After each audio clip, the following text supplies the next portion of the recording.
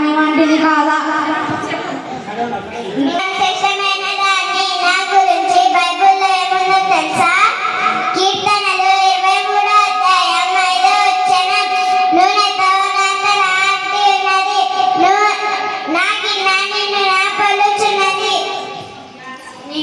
నీ పేరేంటి? నువ్వేం చేస్తావు? నా పేరు సృష్టి. నేను కఠినమైన బద్దలు చేయగలుగుతాను. నా గురించి బైబిల్లో ఏం రాసిందో తెలుసా? ఇర్మియా 23:29.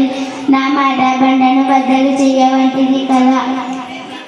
నీ పేరేంటి? నువ్వేం చేస్తావు? నా పేరు కత్తి. నేను శత్రువులను సంహరిస్తాను. నా గురించి బైబిల్లో ఏముందో తెలుసా? ఎఫెసీ 6:17. దేవుని వాక్యమును ఆత్మకర్తమును ధరించుకొనుడి.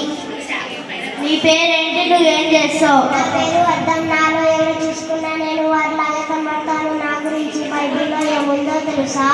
యాకోబు 1:23. ఎవడైనా వాక్యము వినివాడని దాని ప్రకారం ప్రవర్తన వాడైతే వాడు అర్థంలో తన సహజ ముఖమును ప్రతివంచుకొని.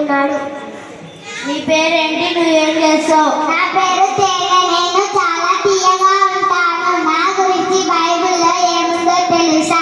కీర్తనలు 119, 103. మీ వాక్యములు నా జీవకు ఎంతో మధురములు. అవి నా నోటికి తేనె కంటే తీపిగానున్నవి. నీ పేరేంటి? నువ్వేం చేస్తావు? నా పేరు దీపం. నేను ఎక్కడున్నా వెలుగుతాను. నా గురించి బైబిల్లో ఏముందో తెలుసా?